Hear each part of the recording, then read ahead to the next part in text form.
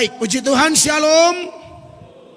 Mari kita buka firman Tuhan di dalam surat Roma pasal 14 ayat 7 dan ayatnya yang ke-8.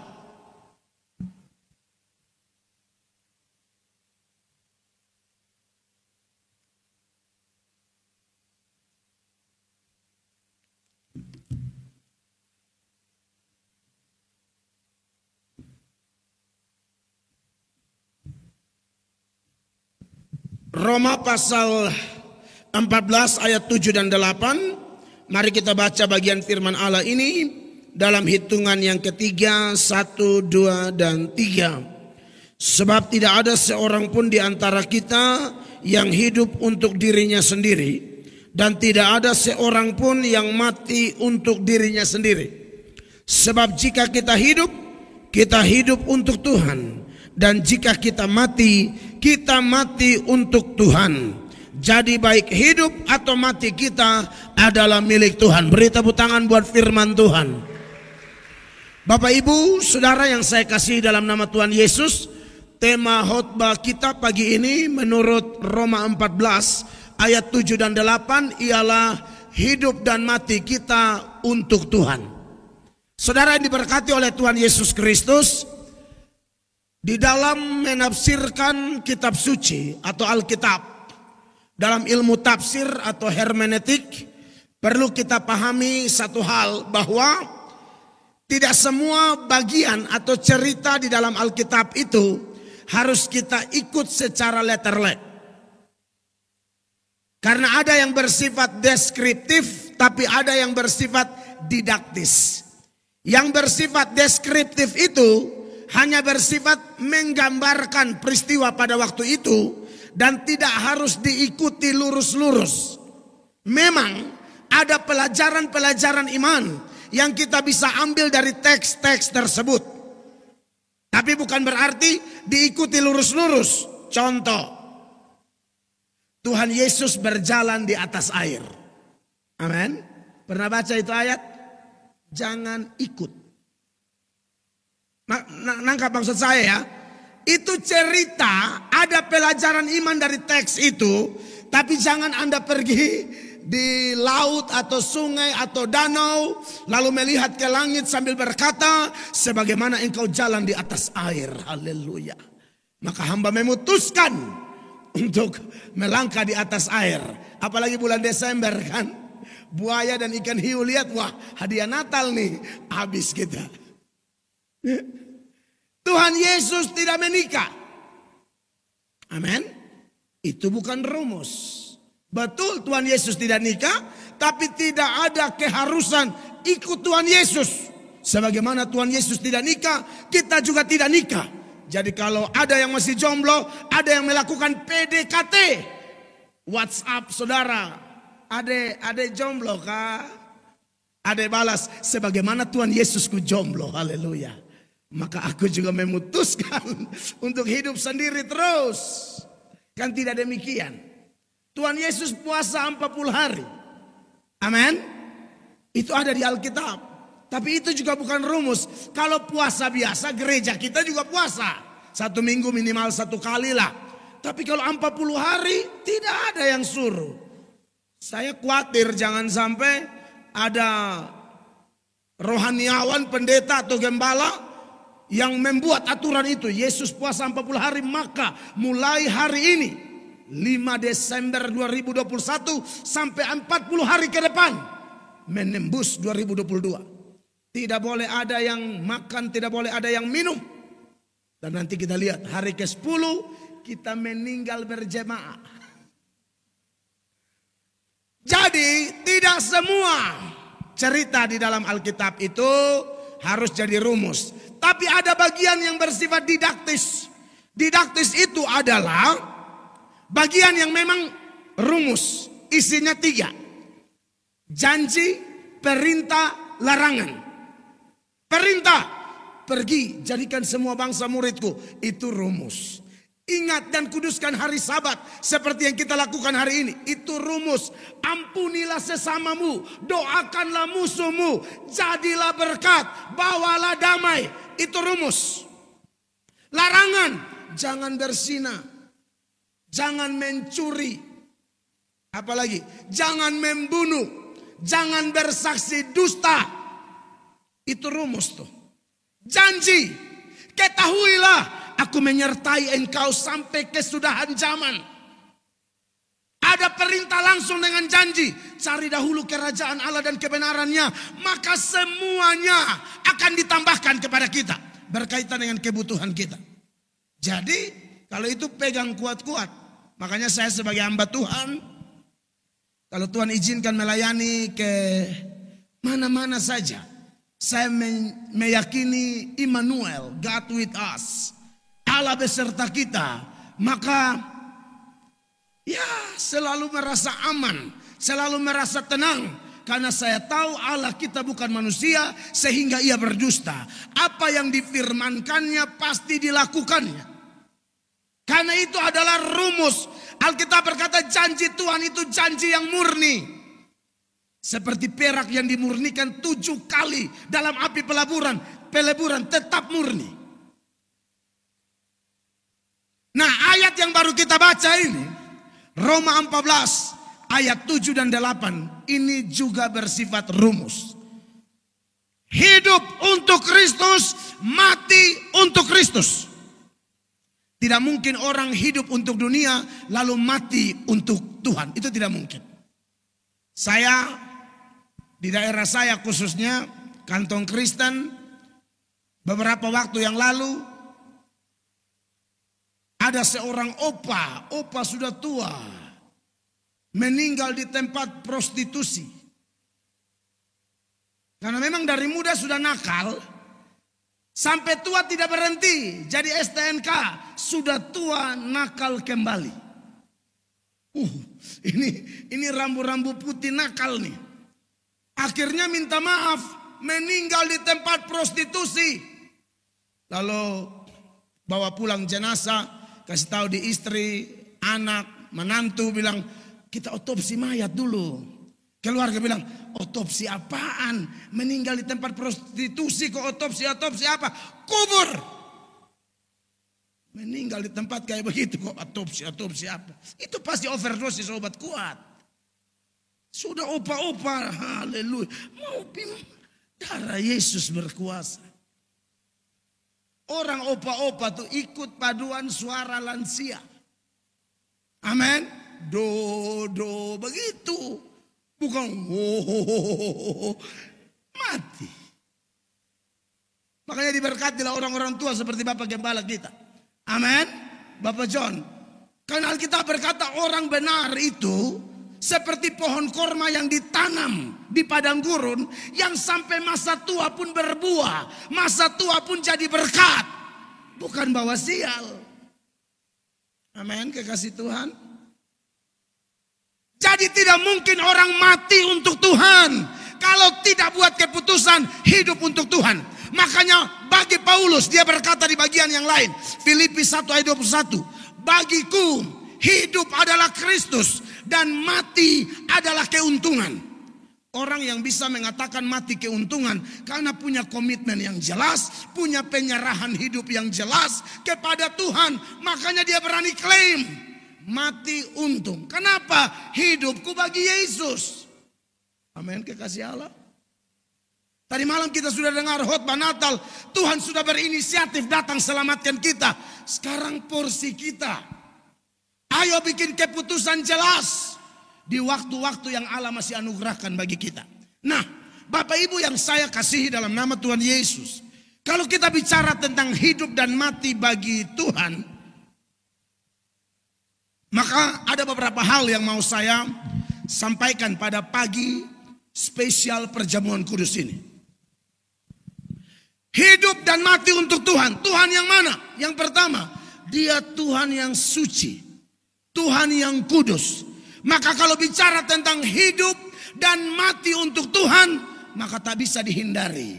Karena Dia Tuhan yang suci, maka kita wajib hidup suci. 1 Petrus 1 ayat 16 mengatakan, kuduslah kamu karena aku kudus. Itu tidak bisa ditawar-tawar itu. Itu rumus. Kuduslah kamu karena aku kudus. 1 Tesalonika 4 ayat 7 mengatakan Allah memanggil kita bukan untuk melakukan apa yang cemar, tetapi untuk melakukan apa yang kudus. Kudus itu dari kata Ibrani kados, kata Yunani yang paling populer hagios. Kudus itu artinya dipisahkan dari apa? Dari dunia dan diperuntukkan bagi Allah. Itu kudus. Makanya Alkitab bilang janganlah kamu menjadi serupa dengan dunia.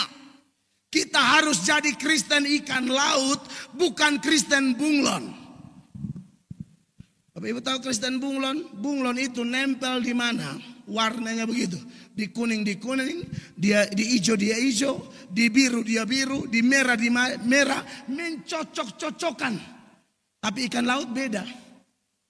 Sekalipun dari dalam laut, ikan dari laut, waktu digoreng, waktu dimasak, tetap siram garam.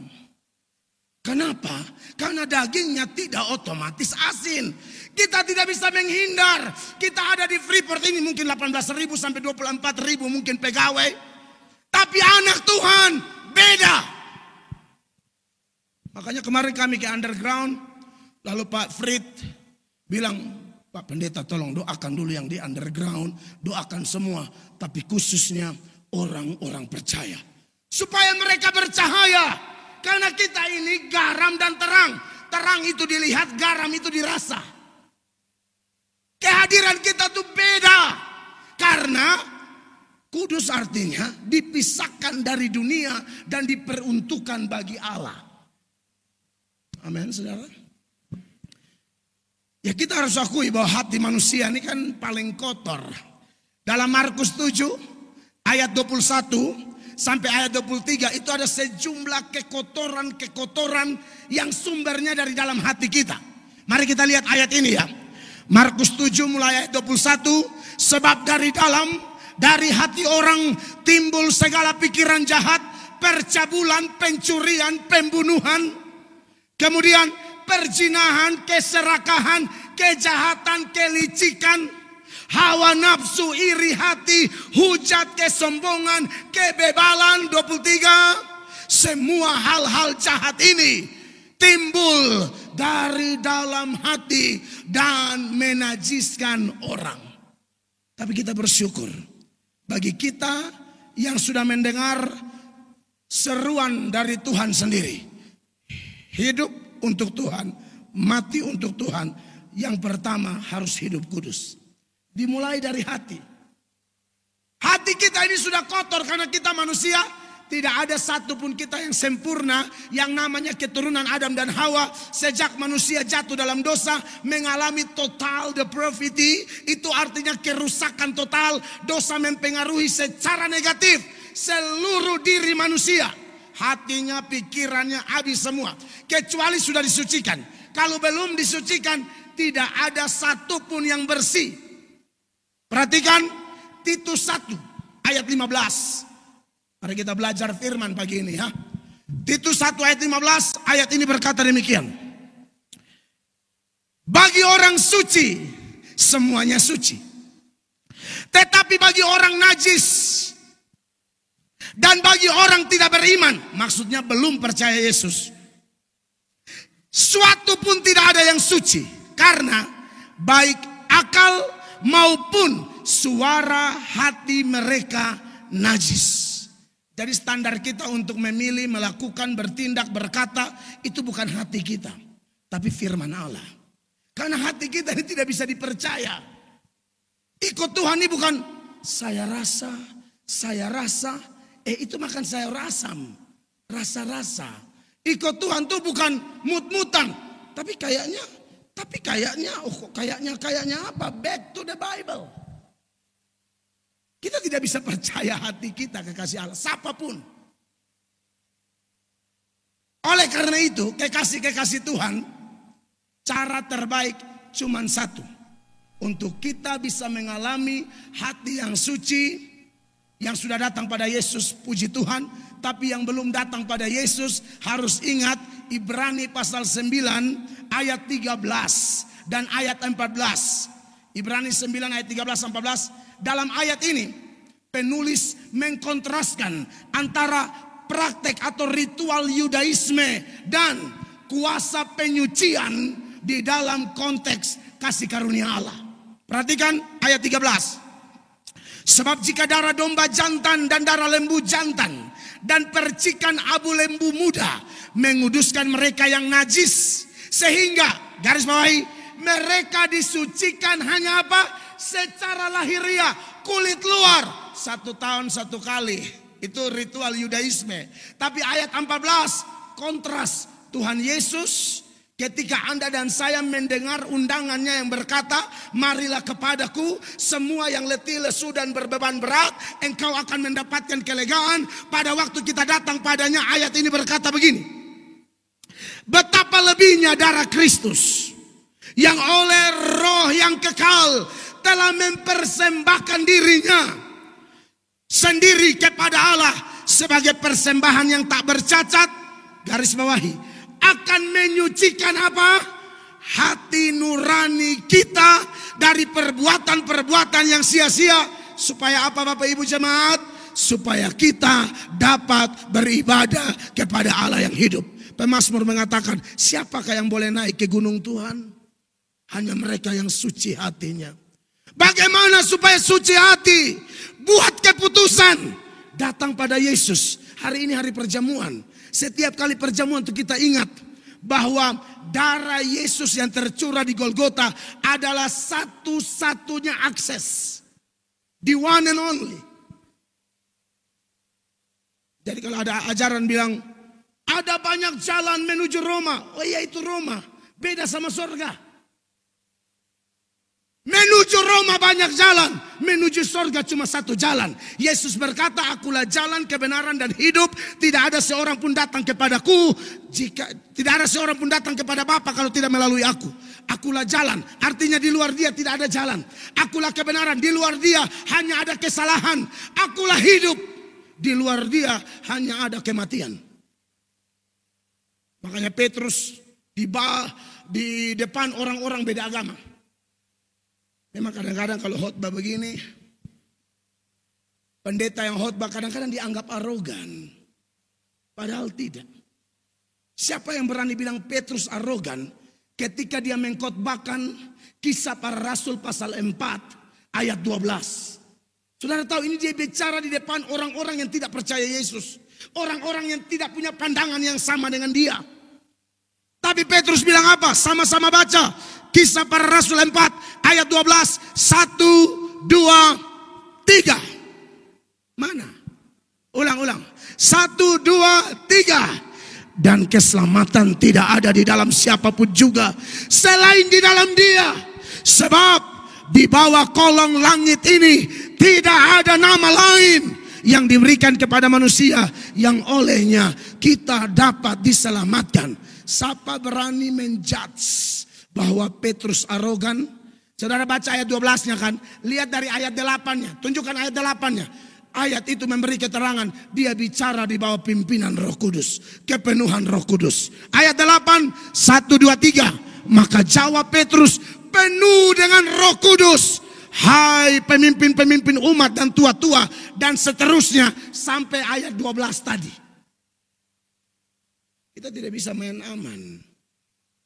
Justru kita akan sangat jahat dengan orang kalau kita tidak menyampaikan secara terang bahwa di bawah kolong langit ini tidak ada nama lain yang olehnya orang beroleh selamat kecuali Yesus. Kalau ada orang mengatakan ada jalan lain, itu adalah penghinaan kepada pengorbanan Kristus di Golgota. Seolah-olah dia mau berkata kematian Yesus di Golgota itu konyol. Buat apa dia capek-capek menjelma jadi manusia, lalu mati di Golgota, lalu ternyata ada jalan lain. Itu kematian terbodoh di Golgota. Dan faktanya memang tidak demikian. Dia datang karena dia tahu tidak ada manusia yang bisa menyelamatkan dirinya. Tidak ada manusia yang bisa selamat karena usahanya atau perbuatannya, tidak bisa. Roma 8, maksud saya Roma 3, ayat 23. Firman Allah bilang begini, jemaat terkasih. Roma 3 ayat 23. Karena semua orang telah berbuat dosa dan telah kehilangan kemuliaan Allah. Lalu ayat 27. Orang yang mau selamat dengan usaha dia bilang begini. 27. Jika demikian, apakah dasarnya untuk bermegah? Tak ada. Tidak ada. Berdasarkan apa? Berdasarkan perbuatan? Tidak. Melainkan berdasarkan iman. Jadi memang doktrin kita salvation by faith. Keselamatan hanya karena iman. Justification by faith. Pembenaran karena iman. Oleh karena itu, saudara yang diberkati oleh Tuhan Yesus, kalau Anda mau hidup untuk Tuhan, datang pada Yesus. Yang sudah datang pada Yesus dan Anda lagi kendor, lagi dingin, lagi masuk dalam padang gurun, lagi kekeringan rohani, cepat datang kepadanya. Hanya padanya saya dan saudara bisa mengalami kehidupan yang kudus dan berkenan kepada Dia. Karena tanpa kekudusan Alkitab berkata, tidak ada seorang pun bisa melihat Allah. Matius 5 ayat 8 bilang apa? Berbahagialah orang yang suci hatinya, karena mereka akan melihat Allah. Itu bunyi dari Matius 5 ayat 8. Kata berbahagia dia pakai terjemahan Inggris blessed. Diberkatilah orang yang suci hatinya, karena mereka akan melihat Allah. Apa definisi melihat Allah? Itu bukan face to face. Di NTT itu, persekutuan doa Bapak John, ribuan. Dan itu rata-rata mengaku semua punya penglihatan. Sudah biasa lihat Tuhan. Tutup mata sedikit, lihat Tuhan. Tutup mata sedikit, lihat Tuhan. Saya bilang, kau lihat bagaimana? Yesus ada gendong domba. Kau terlalu banyak lihat kalender itu. Kan ada kalender biasa. Sedikit-sedikit, Yesus gendong domba. Koko, kalau di kami itu gendong koko. Koko domba, gendong domba. Lu mungkin terlalu lihat kalender bulan Maret kali. Yesus gendong domba. Kau tahu itu domba siapa? Kau. Karena kalau lepas suka masuk got. Harus digendong. Ini kalau lepas bahaya. Haleluya. Pengertian melihat Allah di situ. Nanti kalau di sorga memang kita face to face. Amin. Dan biar itu jadi satu surprise, penasaran. Jangan tidur sedikit lihat Yesus, tidur sedikit lihat. Kayak barang mainan gitu loh. Ini Yesus gitu loh. Tutup mata, Yesus datang. Tutup mata, Yesus datang. Ada orang bereok putih di situ, asap keluar langsung tanya, Yesus engkaukah itu? Yesus engkaukah itu? Dari sana bilang, bukan, saya Opanadus. Opanadus lagi bakar sampah. Breok dikirain Yesus. Ini terlalu lebay kadang-kadang ya. Oleh karena itu, jemaat terkasih, definisi berbahagialah orang yang suci hatinya seturut Matius 5 ayat 8. Dia akan melihat Allah. Maksudnya dimanapun dia berada, dia tetap merasakan kehadiran Allah. Kekudusan itu benteng loh. Kalau kekudusan mulai jebol, Anda tidak rasa kehadiran Allah. Tidak ada damai, tidak ada sukacita, kerja apa-apa juga tidak ada semangat. Apalagi pekerjaan seperti yang kebanyakan saya lihat pegawai Freeport ini. Yang di underground di mana, bangun jam 4 pagi, sudah sibuk kungkang. Kita butuh damai itu, amin. Hati yang gembira adalah semangat yang patah mengeringkan tulang. Dari mana Anda bisa mendapatkan kegembiraan itu kalau hatimu tidak suci? Kosmonot Uni Soviet namanya Yuri Gagarin. Yuri Gagarin itu ateis, pernah injak kaki di bulan. Dia sudah pernah ke bulan, bahkan lebih dahulu dari yang Amerika punya, Jim Irwin dan lain sebagainya. Turun di bulan, dia pulang ke bumi, diwawancarai oleh wartawan. Bagaimana di sana? Dia bilang, saya sudah injak kaki di bulan. Saya lihat kiri kanan, sorga tidak ada, neraka tidak ada. Artinya Tuhan tidak ada. Orang ateis. Sorga tidak ada, neraka tidak ada, Tuhan Allah tidak ada. Seorang pendeta membalas tulisannya di koran waktu itu. Pendeta itu bilang, kamu tidak lihat apa-apa. karena kamu tetap ada dalam pesawat itu, atau kamu pakai itu APD lengkap bantu O2. Kalau kau lepas tadi, kau langsung masuk neraka. Itu Tuhan tidak ada dari mana? Tapi Anda pernah baca kesaksian Jim Irwin, anak Tuhan, ketika dia injak kaki di bulan, dia bilang apa? Aku merasakan hadirat Allah luar biasa. Berbahagialah orang yang suci hatinya, karena mereka akan melihat Allah. Jadi kekasih-kekasih Tuhan, ini menarik nih, supaya di perjamuan ini, mari pastikan Anda telah ada dalam Yesus, Yesus ada dalam Anda. Hanya itu satu-satunya yang membersihkan kekotoran-kekotoran di hati kita semua. Alkitab berkata apa? Jagalah hati dengan segala kewaspadaan, karena dari situlah terpancar seluruh kehidupan. Kalau hati suci, aduh, kerja lurus.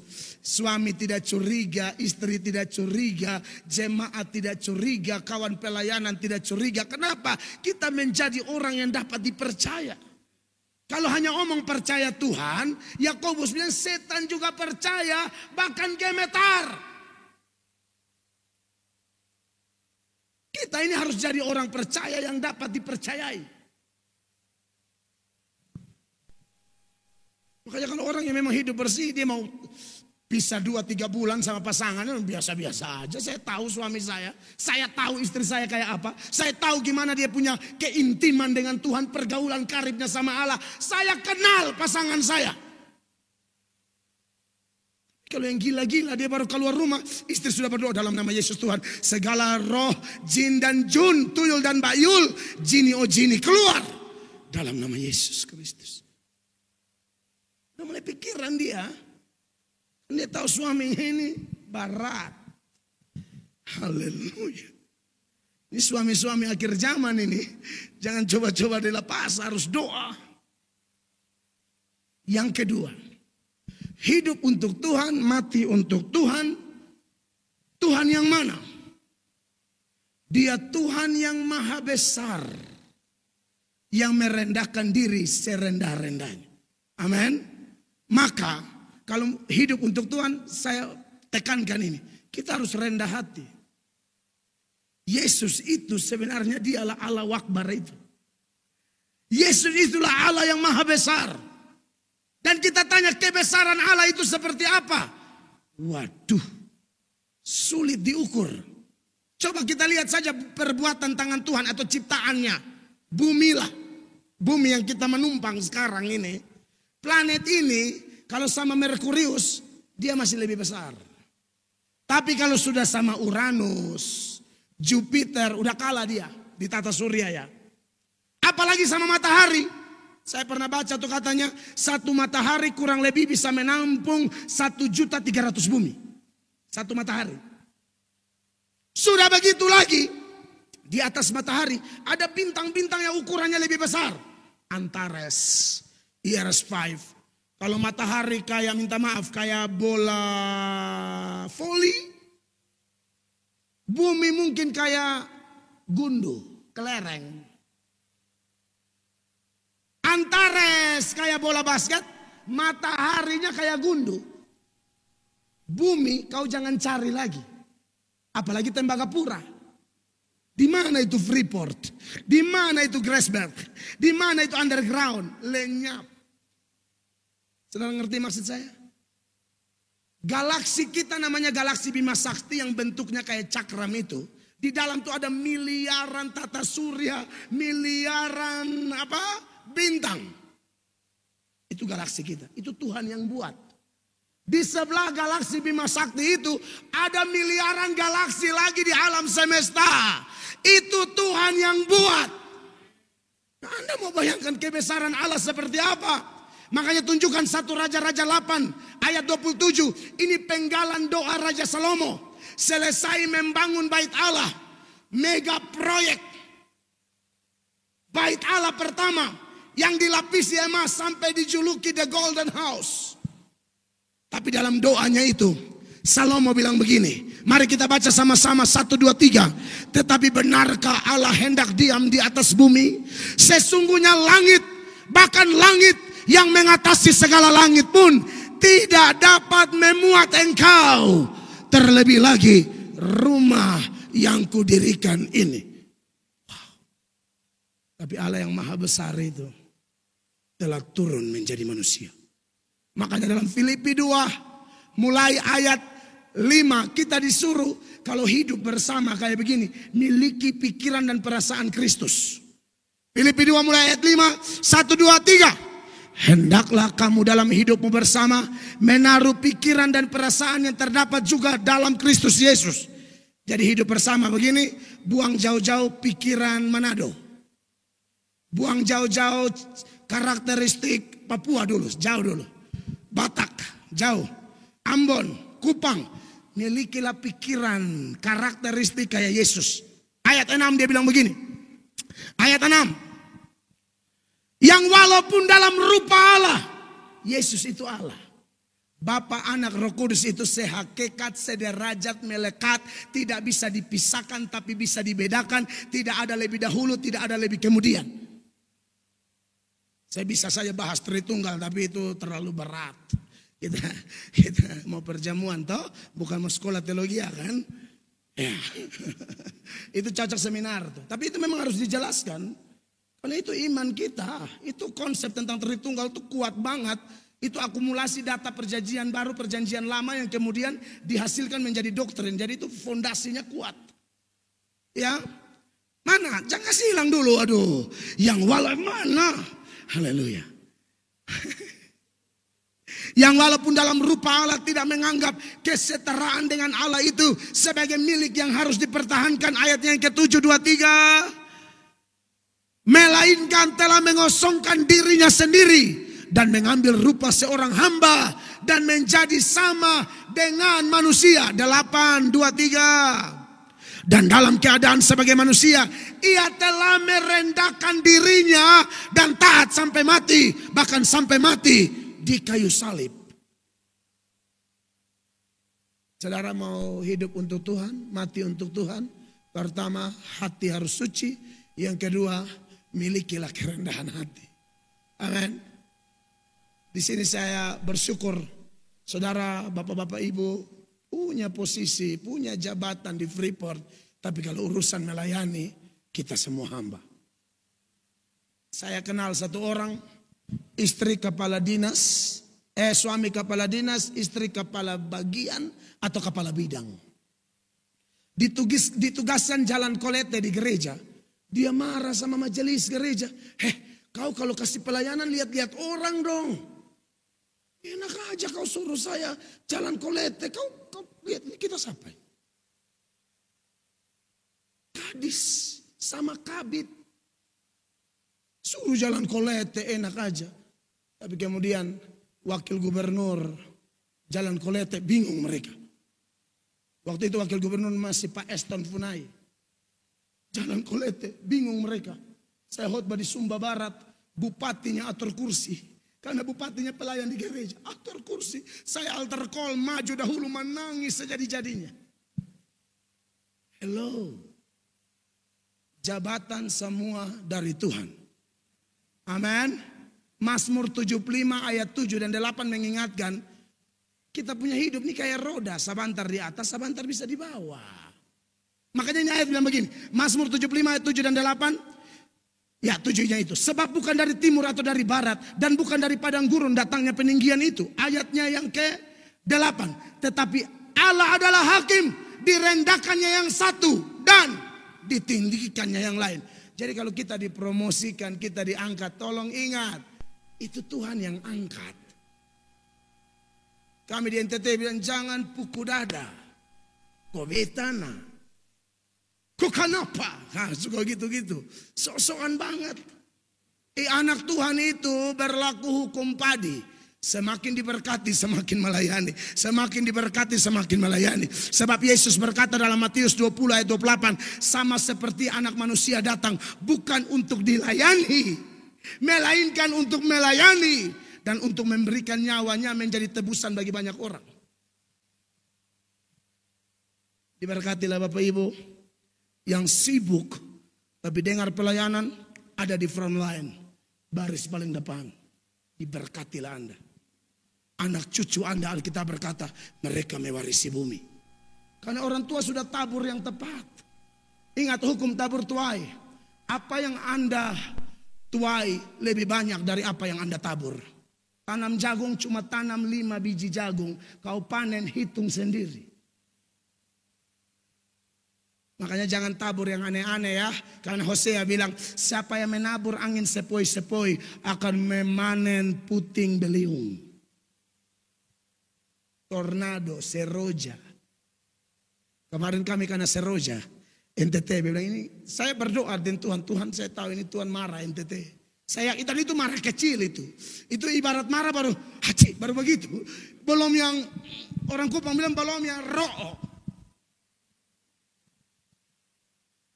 Papua, kalau Tuhan ada sayang, Tuhan ada berkati, lebih baik merendahkan diri.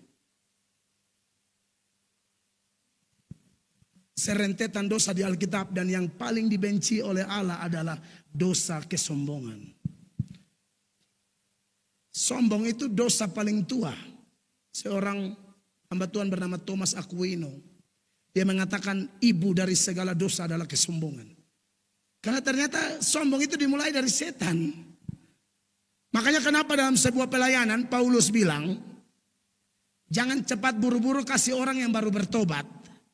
Kepercayaan terlalu besar. Itu bahaya. Biasanya yang begini paling cepat sombong dia. Dia baru bertobat 2 bulan, langsung jadi posisi ini itu. Aduh, itu hati-hati banget tuh. Saya bisa buktikan ayatnya. 1 Timotius 3 ayat 6. 1 Timotius 3 ayat 6. Ini seputaran penilik jemaat. Paulus bilang begini, dari sejumlah ketentuan, hal ini tidak boleh dilupakan. Janganlah ia seorang yang baru bertobat, agar jangan ia menjadi sombong dan kena hukuman iblis. Ini ayat punya maksud, iblis itu dihukum gara-gara sombong. Bukan iblis yang menghukum, ayat ini bukan pengertian demikian. Siapa yang sombong nanti dihukum seperti iblis. Apa manifestasi sombong? Sombong itu manifestasinya sederhana. Tidak mau diatur. Di rumah ada aturan, di Freeport ada aturan, di gereja ada aturan, di lalu lintas ada aturan, semua ada aturan. Orang rendah hati itu diatur ya amin, ikut, itu rendah hati. Kalau sombong, itu tidak mau diatur. Malaikat-malaikat itu berdosa karena tidak diatur. Mau lihat sejarah malaikat berdosa, 2 Petrus 2 ayat 4. Haleluya. Ini hari terakhir saya di sini, jadi saya ajar sedikit ya. Waktu pokoknya mana yang tunggal angkat-angkat jam belum lewat. Kau berani lewat, kau lihat nanti ya. Haleluya. Masih 2 poin, ini kan baru 2 toh Bapak Gembala. Tadi malam tuh, aduh saya pengen lebih tapi ya sudahlah. Saudara lihat ini ayat. Sebab jikalau Allah tidak menyayangkan malaikat-malaikat yang berbuat dosa, berarti malaikat itu juga pribadi, punya keinginan, kemauan, dia makhluk bermoral juga. Makhluk bermoral itu Allah, malaikat, manusia. Setan itu mantan malaikat, itu ilmu angelologi. Ya saudara, kan ada banyak orang, dari mana sih setan itu? Setan itu mantan malaikat. Itu latar belakang setan. Tidak pernah Tuhan cipta setan, tidak ada. Tuhan cipta semua baik kok. Tiba-tiba setan dari mana? Ini latar belakangnya. Sebab jikalau Allah tidak menyayangkan malaikat-malaikat yang berbuat dosa, tetapi melemparkan mereka ke dalam neraka dan dengan demikian dan seterusnya. Yudas 1 ayat 6. Yudas cuma 1 pasal. Ayat 6-nya bilang begini. Ya. Yudas ayat 6. Dan bahwa ia menahan malaikat-malaikat. Ini dia paralel sama 2 Petrus 2 ayat 4 tadi ya. Bahwa ia menahan malaikat-malaikat yang tidak taat pada batas-batas. Dosa setan itu sombong. Sombong itu tidak taat atau tidak mau diatur. Bapak Ibu silakan uji diri sendiri-sendiri. Apakah Anda ikut aturan Tuhan? Aturan Tuhan apa? Kalau sudah menikah jangan ada pil, jangan ada will. Jangan ada pria idaman lain, jangan ada wanita idaman lain. Kristen menganut monogami. nikah 1 kali seumur hidup kecuali salah satunya meninggal. Tapi jangan doa cepat Tuhan ambil dia, jangan. Ini karena mulai tidak suka, mulai aneh ngana doa. Tuhan cabut dan DP nyawa. Jangan begitu dong. Ada bapak-bapak saya waktu di Pontianak bersaksi, saya puji Tuhan istri saya sekarang sakit. Puji Tuhan katanya. Istri saya sakit dan kemarin kami ke mall. Tuhan siap yang baru, firman Allah berkata, yang lama telah berlalu, sesungguhnya yang baru. Saya bilang, ini setan pakai ini bapak nih. Saya khotbah, saya hantam dia habis-habisan di situ. Apa kesaksian model begini? Amin. Aturan Tuhan apa? Penghasilan jangan lupa perpuluhan. Uang 1 juta milik anak cuma 900.000 itu Anda punya. 100.000 itu bukan punyamu. Itu Tuhan Allah punya, bawa pulang. Saya jarang khotbah perpuluhan, tapi ini aturan. Banyak orang perpuluhan Tuhan punya juga dia ambil. Maliaki Tuhan bilang apa? Kau merampok, kau mencuri uang Tuhan. Makan uang perpuluhan itu kau pencuri uang Tuhan. Minta mau ekonomi diberkati. Tapi perpuluhan itu disisihkan, bukan disisahkan. Belanja sesuka hati, sisa berapa bawa ke gereja. Jangan. Dapat sisihkan. Jangan sisakan. Karena Allah bilang aku Allah yang besar. Kau bawa yang sisa-sisa. Kau bawa korban yang asal-asalan. Tidak boleh. Amin. Yang belum menikah. Coba maju kita foto bersama.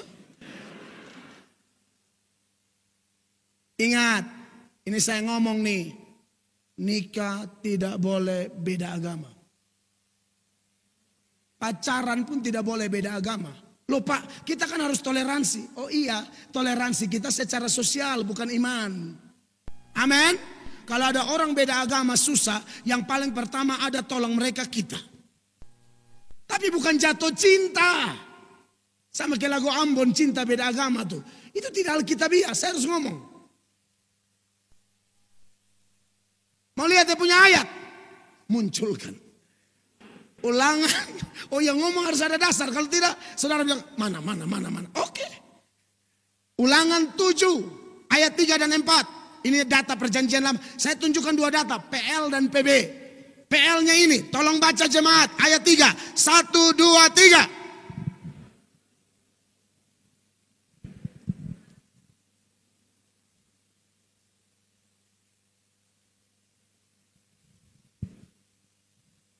Kenapa sampai ada larangan? Ini dari zaman perjanjian lama loh. Ini bukan nikah, ini beda suku. Beda suku tidak ada larangan sama sekali. Ya, mau Papua Manado, haleluya. Mau Batak Ambon silakan. Mau Manado Ambon, Pak Dolof, nggak ada masalah. Mau Jawa Papua, Bapak Jawa Papua ya orang tua ya. Mama Jawa, Bapak Papua, betul toh? Terbalik. Ya itulah. Bapak yang Jawa, mama yang Papua. Tidak ada larangan nikah beda suku sama sekali. Tidak ada. Tidak ada. Silakan. Tapi kalau beda agama, ini tidak boleh. Ini konteksnya beda agama. Ayat 4 tadi. Tadi 3 sudah, 4-nya mana? 4-nya bilang begini, kekasih Allah. Oke. Haleluya. Sebab mereka, ini yang Tuhan tidak mau. Ini yang inti permasalahannya. Sebab mereka akan membuat anakmu laki-laki menyimpang daripadaku. Tuhan tidak mau. Tidak ada boleh pribadi lain selain Tuhan Yesus di hidup kita. Ya, sehingga mereka beribadah kepada Allah lain. Maka murka Tuhan akan bangkit terhadap kamu. Dan ia akan memunahkan engkau dengan segera. Makanya saya paling suka tuh pemuda gereja pacaran. Itu senang saya. Saya malahan comblangin. Lu sama dia aja. Daripada lu cari itu setan di luar. Ini ada malaikat di dalam, dia tidak peduli. Lebih baik satu gereja kan. Jadi Bapak Gembala bisa awasi, Ibu Gembala bisa awasi. Ketua pemuda bisa mentoring dia. Ini datang-datang bawang. Ahmad. Kok Ahmad kau bawa? Padahal Lazarus lagi doa puasa buat kau. Udin kau bawa, Ahmad kau bawa, Dula kau bawa. Sama mereka kita berteman saja. Amin. Tidak, bukan memusuhi loh, kan kita harus bawa damai. Tapi bukan kawin sembarang. Bakawan boleh, bakawin tidak boleh. Kecuali dia sudah bertobat, sapu rata. Karena itu kategori sudah beriman. Iya kan, kalau belum jangan. Jadi jangan jatuh cinta kalau dia belum bertobat. Itu maksudnya. Jangan, karena ada yang bilang begini. Ini metode penginjilan. Seingat saya penginjilan itu Matius 28 ayat 19-20. Pergilah jadikan semua bangsa muridku. Bukan pergilah pacari dan kawini semua bangsa jadi murid. Jangan sembarang tambah-tambah firman. Amin. Jadi kalau dia sudah bertobat memang boleh Bapak. Tapi kalau dia belum bertobat dilarang jatuh cinta. Doakan dulu. Selamatkan dia, selamatkan dia. Dia sudah percaya Yesus. Baru ngana sampaikan ngana punya perasaan. Jangan dia belum percaya ngana sok-sok bimbing dia. Lewat kau. Jangan kompromi dengan firman. Konsekuensinya bahaya. 2 Korintus 6 ayat 14. Ini yang perjanjian baru punya nih. Saudara dengar ini ayat. Firman Allah berkata demikian. Di sini lebih tidak mati hidup ya. Haleluya. Janganlah kamu merupakan pasangan yang tidak seimbang. Ini jangan, jelas-jelas. Ini rumus. Dari awal khotbah ini saya sudah bilang. Salah satu rumus tuh larangan. Janganlah. Kalau Tuhan bilang jangan macam-macam. Janganlah kamu merupakan pasangan yang tidak seimbang dengan orang-orang yang tak percaya. Sebab persamaan apakah terdapat antara kebenaran dan kedurhakaan? Atau bagaimana terang dapat bersatu dengan gelap? 15. Persamaan apakah yang terdapat antara Kristus dan Belial? Apakah bagian bersama orang-orang percaya dengan orang-orang tak percaya? Jadi kalau ada yang sudah terlanjur jatuh cinta dengan beda agama di sini, memang ini berat. Tapi dari mimbar ini saya bilang, kasih putus. Ada yang menatap saya dan berkata, enak di Pak, ancur di saya. Tidak ada urusan dengan saya. Saya hanya kasih tahu, mau hidup untuk Tuhan kan? Mati untuk Tuhan kan? Ikut. Tidak ada sejarah orang melawan Tuhan diberkati. Tidak ada. Kalau sampai Anda diberkati, itu dari setan. Bisa tidak setan buka jalan? Bisa. Yunus mau lari dari pelayanan, jalan terbuka.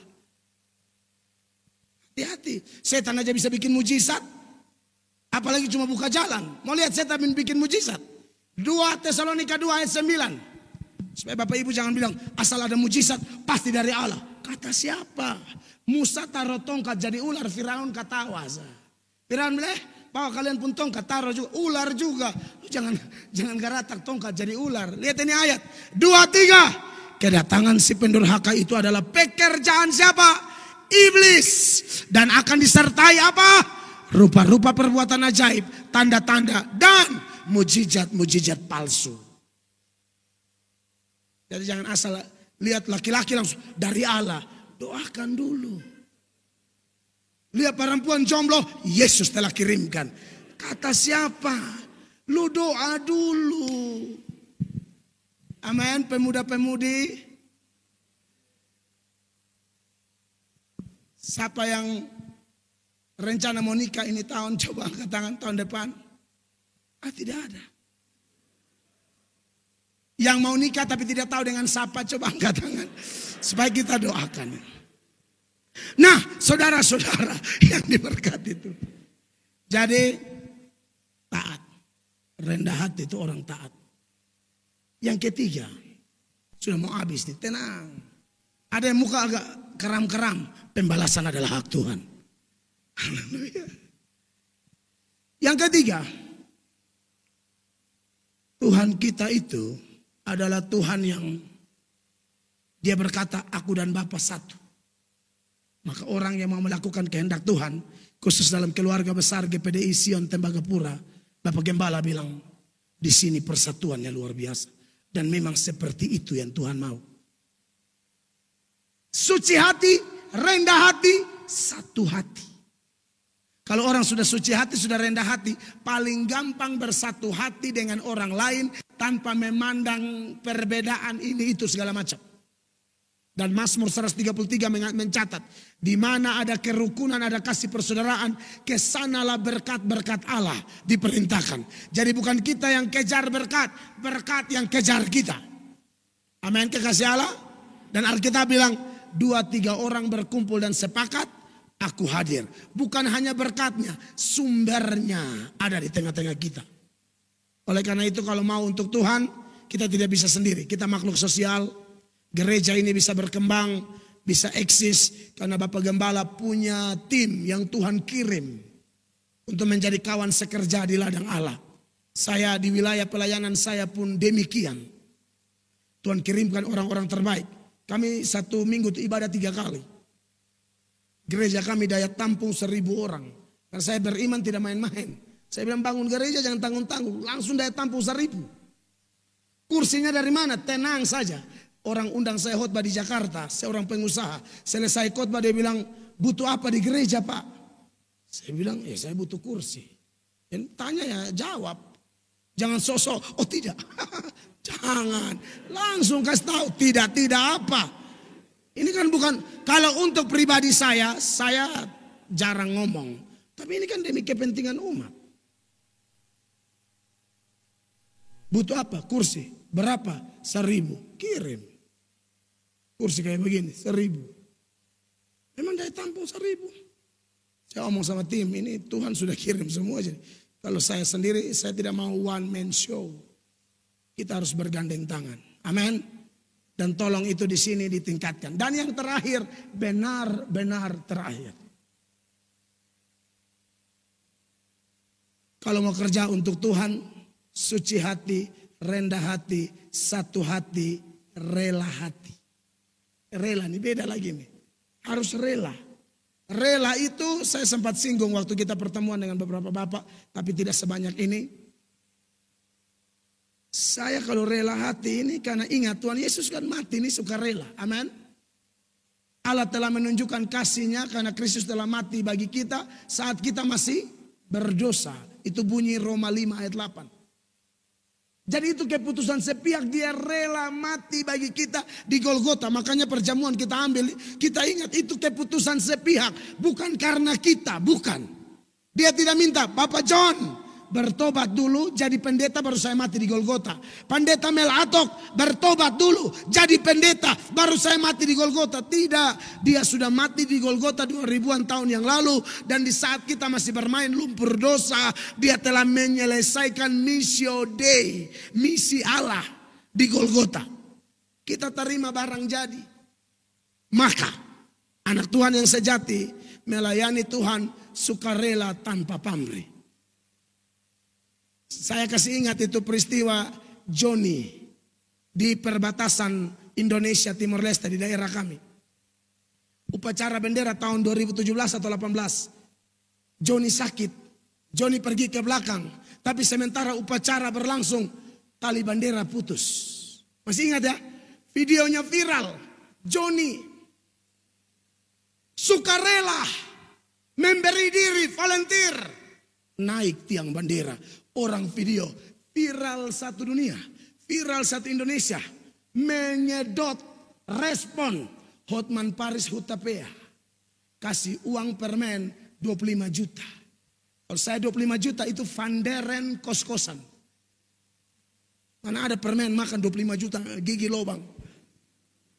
Tapi Hotman namanya bahasa orang berduit kan. Uang permen 25 juta. Belum lagi saudaranya Bang Hotman kasih lagi. Pak Jokowi renovasi rumahnya Joni baru. Gubernur NTT Pak Victor Laskodat membiayai Joni sampai kuliah. Anda lihat kalau orang rela hati itu aduh dahsyat. Jadi Pak Hotman tidak telepon Joni, kau naik saya kasih 25 juta. Oh tidak. Pak Victor tidak telepon dia, kau naik saya biayai kau sampai kuliah. Tidak. Pak Jokowi tidak telepon dia. Kalau kau naik sambung itu tali, saya renovasi rumahmu. Tidak. Itu semua akibat. Setelah peristiwa itu, setiap kali upacara bendera, bapak-bapak berdiri di depan. Berharap tali putus. Mereka sudah kasih longgar sepatu semua. Siap-siap. Handphone siap, video. Kalau ini bukan sukarela lagi ini. Bapak-bapak minta maaf, perut besar kayak saya.